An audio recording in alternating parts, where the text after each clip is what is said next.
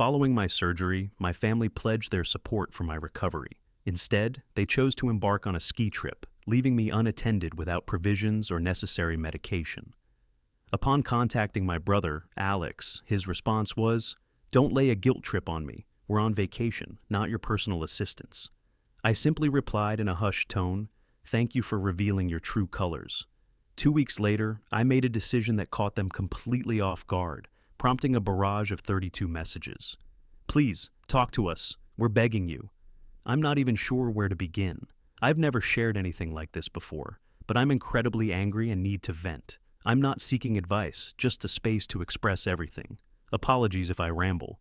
This all unfolded in the past few days, but the unsettling atmosphere had been building prior to that. So I underwent surgery on my left knee. It wasn't a life-threatening procedure, but it required a significant recovery period. I'm currently unable to walk properly or drive. My family assured me they would assist. I reside in the lower level of my parents' home, where we all contribute. My parents' younger brother, almost 30, married and without children, lives across town. As the eldest, I've consistently been the responsible one, the go-to person when something malfunctions. Someone needs transportation, or a family event requires organization. I acknowledge that I may not always be the easiest person to deal with, but I've always been dependable. The post-operative instructions were explicit.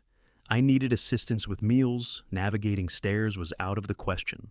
Someone to administer my medications at specific times, and help with bandage changes. My family initially appeared supportive. My mom even created a group chat dedicated to the surgery support plan. However, just 2 days before the surgery, Alex began acting strangely.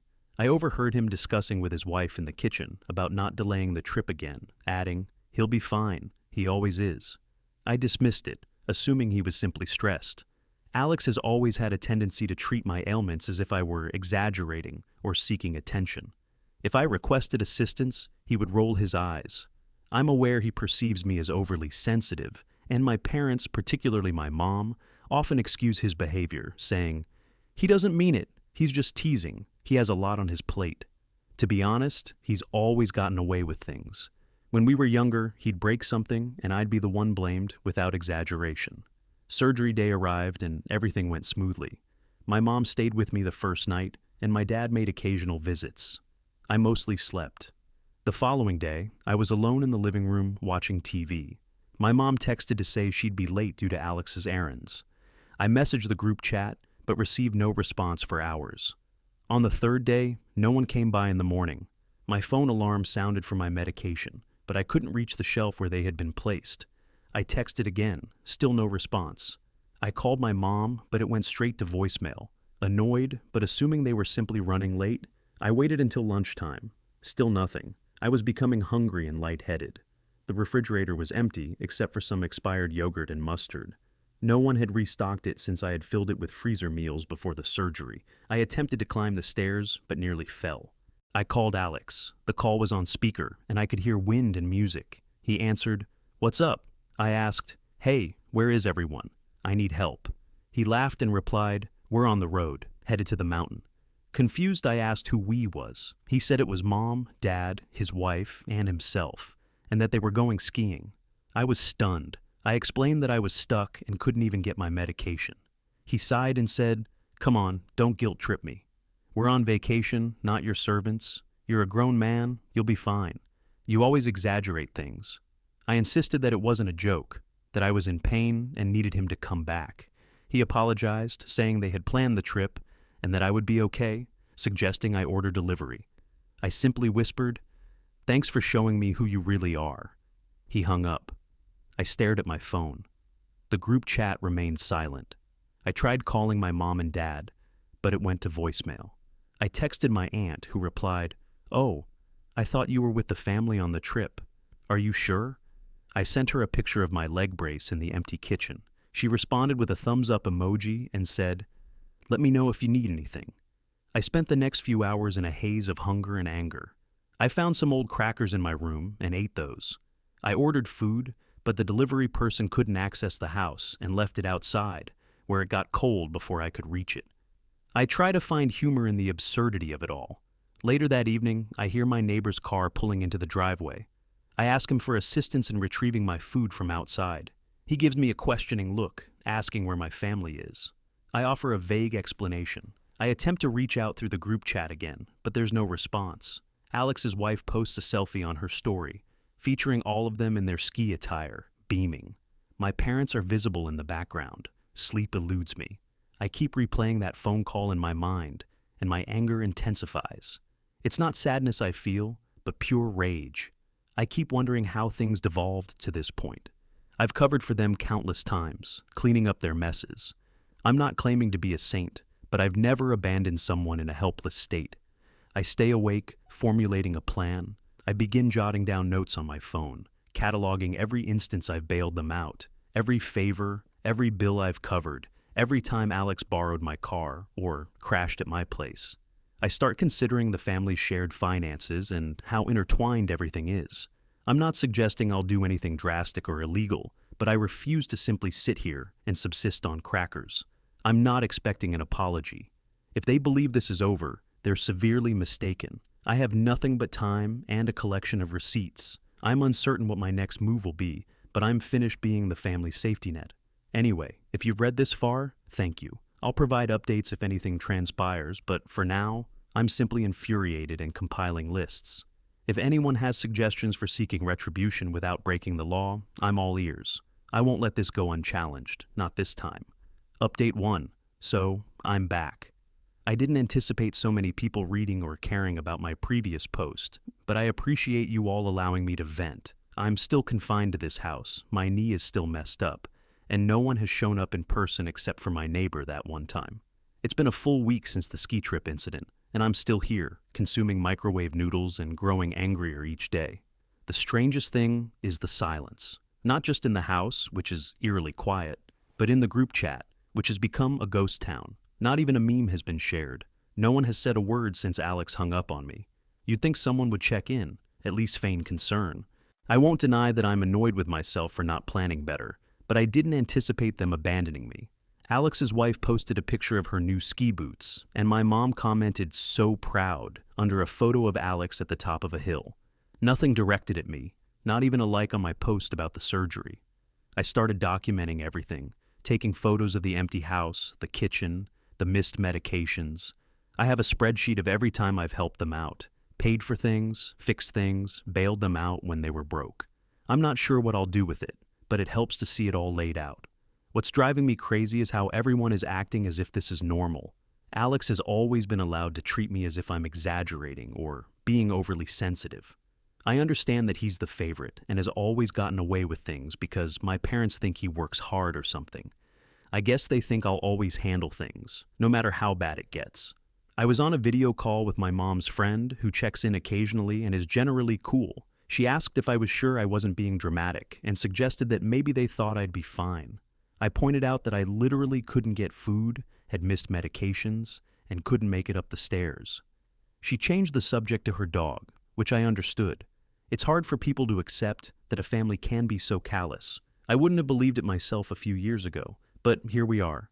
One night, I heard someone at the door. I initially thought it might be one of them, but it was just the neighbor again. He was taking out the trash and heard my TV. He asked if I was okay, and I simply replied that I was fine. But I'm not fine. I'm seething. I started reflecting on all the ways they depend on me. I set up the family chat, and am the one who keeps track of the bills, the shared expenses for the house, and the group Netflix account. I'm the one who calls the plumber when there's a leak and mows the yard when Dad can't. I'm the reliable son. I wondered what would happen if I simply stopped doing all of that. What if I left the group chat? What if I stopped paying the bills, organizing family matters, and fixing things? What if I remove my name from the accounts? So, I started compiling a list of every account I manage, every shared bill I pay, every favor I've done in the last year, every time Alex borrowed money and forgot to repay it, and every time my parents called me to fix something. And I dropped everything to help. I messaged Alex, saying I hoped he was having fun. He replied that maybe I should learn to be more independent. I didn't even respond. My mom finally texted 2 days ago, saying they'd be back soon and hoped I was okay, sweetie. No apology. I didn't bother responding. I'm not going to yell, slam doors, or start a fight. I'm simply done. But I'm going to make sure they feel it, and I know exactly how to get to them. by hitting them where it stings, not through yelling, but by removing my support. So, my next steps are to move my belongings out of the shared spaces, change the passwords to anything with my name on it, remove my name from the bills, and let the group chat die. I won't be attending their next family dinner. Even if they beg, I won't be the one to make everything okay this time. I guess I just needed to say it out loud. This story isn't over. I think they genuinely believe nothing has changed, but I'm done playing the bad guy for standing up for myself. Anyway, if you've ever had family treat you like a free ride, you probably understand.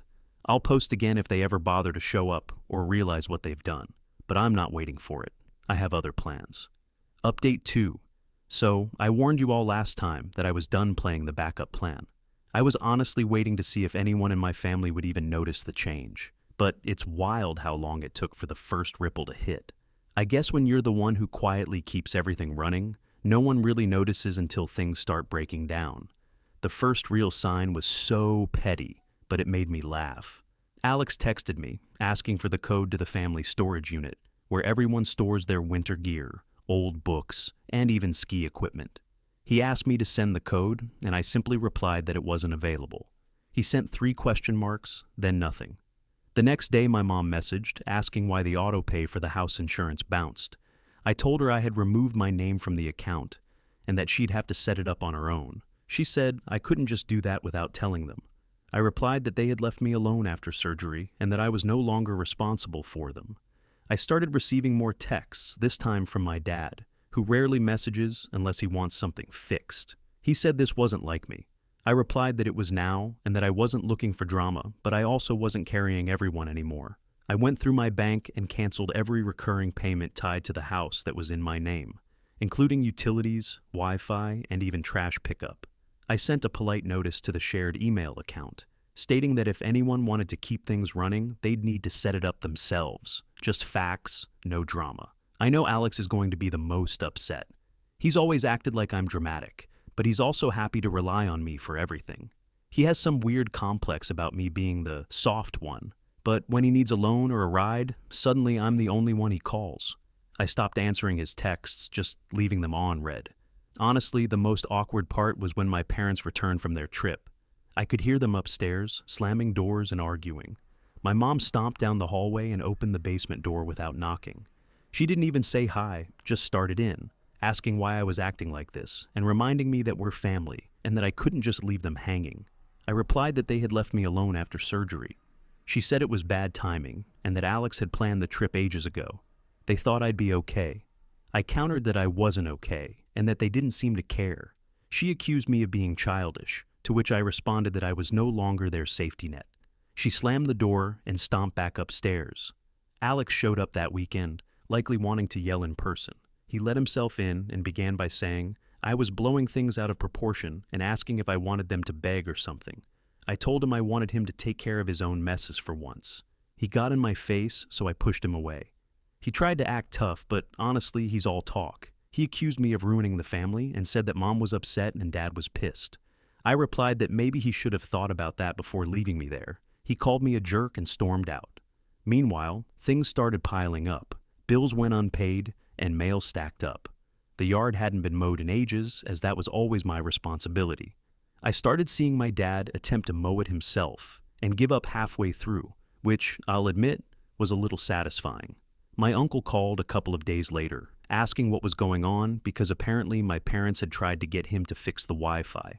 I told him exactly what happened. He went quiet and said that it was rough, but I knew my mom and that she hated conflict. I suggested that maybe she should try preventing it for a while. It's not as if everyone took my side. A couple of cousins messaged saying I should just let it go, because it's family. I pointed out that they wouldn't have left them alone, so why was it okay for me? What really got to them, though, was the money.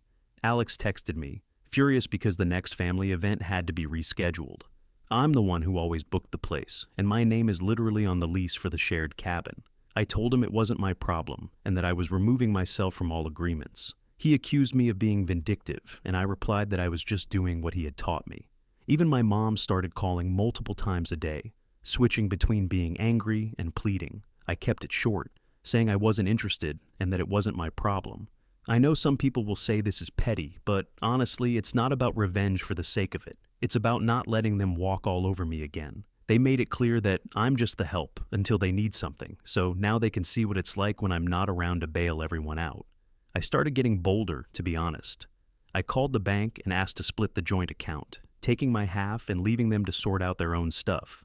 I emailed the property manager of the family house, stating that all maintenance requests should go to my parents now, not me.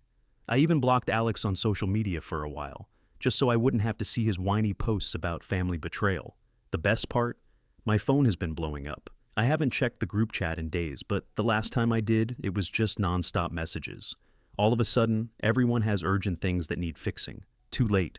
I'm not gonna lie. It's not like I feel great about any of this. I'm still stuck in the basement most days, still limping around and still annoyed. I have to do so much just to get treated like a person. But I'm not backing down. This isn't a phase. I'm not their backup plan, and I never will be again. They can call, text, beg, whatever. I'm not changing my mind. I want them to learn the lesson I had to learn alone, in this house. This post is probably going to be the last, because I think I've made my point.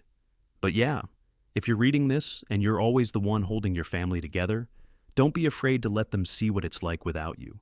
Sometimes being the bigger person just means putting your foot down and letting people clean up their own mess for once. Final update. You know what's crazy? When your phone goes off so much that you have to turn it face down just to get a break from the noise, and it's all from the same people who left you unread when you needed them. I woke up today to 32 unread messages. I counted just to be petty. It's all caps, it's all guilt, it's all begging. Please talk to us. Please pick up. Please don't do this. But 2 weeks ago, I was a ghost in my own house. I guess I knew it would blow up eventually, but not like this. I thought they'd get annoyed, maybe start some drama, but this was next level. It's been 2 weeks since I cut myself out of everything. No more paying the bills, no more fixing stuff, no more being the backup plan. I moved all my belongings from the shared spaces. I took my name off every account I could. I told the property manager to send everything their way. I even put the spare keys in an envelope and left them on the kitchen counter. I didn't slam the door, but I didn't look back either. The funny thing is, the first couple of days were just silent. My parents came home acting like nothing had happened. Alex texted me about some dumb meme, like we hadn't just had it out. My mom left a voicemail saying, "Hope you're resting up. Let us know if you need anything." I just deleted it. I saw the trash piling up, the yard a mess, the mail getting soggy on the porch, and for once, I didn't do a thing. Then I heard my mom and dad fighting upstairs about the bills. My mom was sure I'd just forgotten to pay. I could hear my dad muttering that this was what happens when people get too comfortable. Alex tried to act like he didn't care, but then he called me 3 times in a row, and when I didn't answer, he came over and banged on the door. I let him yell for a bit, but I kept the door locked. He said I was being immature. I heard him kick the recycling bin. Real mature. My aunt texted me a few days later, saying my mom was worried and asking if I could call her. I told her I was fine. She typed, "Are you sure you're not overreacting?" I sent her a picture of my empty kitchen from last week, just for fun. She didn't reply. My cousin messaged me later on Instagram, saying I should just let it go because family is family. I said, "Not when they leave you to rot and go ski." He left me on scene. The best part was watching them scramble. Alex tried to organize a family dinner. Usually I'm the one who does the invites, the group chat reminders, and the booking. He sent a mass text, but half the people didn't reply. My parents tried to get into the storage unit, the one I changed the code for, and I guess they actually called customer service to complain. I got a call from the manager asking if I wanted to transfer the account. I said yes, make it theirs, I'm done. My dad finally snapped and started in with the classic lines. "You're blowing this out of proportion, and you're making your mother sick with worry." I told him I was sick and they all went skiing. He hung up. I started seeing little things change. My mom couldn't figure out the online bill pay and called me about it. I said I wasn't on those accounts anymore and that she should ask Dad. She said I was being cruel. I replied that I was just taking care of myself, like she told me to. She slammed the phone down. I saw Alex at the store last week, awkward as hell. He tried to joke, "So you're ghosting the whole family now?" I simply looked at him and said, "You said you're not my servant, so I guess you don't need me for anything." He tried to laugh it off, but I walked away. The final straw was the group chat, which is now just a wall of messages. My mom, my dad, Alex, even my aunt are all spamming me with please. Please talk to us. We're begging you. What do you want from us? We're family. We didn't mean it. 32 messages in a single morning, and not a single one of them says, sorry. Not once. I'm not going to pretend this was easy. It sucked, and it still sucks. I'm still limping around, still figuring out how to do things for myself, but at least I know I'm not doing it for people who would leave me behind. I've got my own account now, my own stuff in my room, my own groceries in my fridge. I only talk to the neighbor, and honestly, he's more helpful than my family ever was. I don't know if they'll ever get it. Maybe they'll just move on and pretend none of this happened. Maybe my mom will keep telling people I'm going through something, and maybe Alex will keep making jokes about me being dramatic. I don't really care anymore. I'm not blocking them, but I'm not answering either. I let the messages pile up. Sometimes I scroll through just to see how desperate it gets. I know it sounds petty, but honestly, after everything, it feels right. If you're waiting for the part where we all hug it out or whatever, that's not happening. I'm not the family fixer anymore. They showed me what I meant to them, and I'm just returning the favor. So, yeah, 32 messages, all begging, all too late. I'm good right here. If anything wild happens, maybe I'll update. But to be honest, I think this is the end of it for me. If you're reading this and you're always the one cleaning up after everyone, maybe just stop and see what happens. You might be surprised how fast they notice you're gone.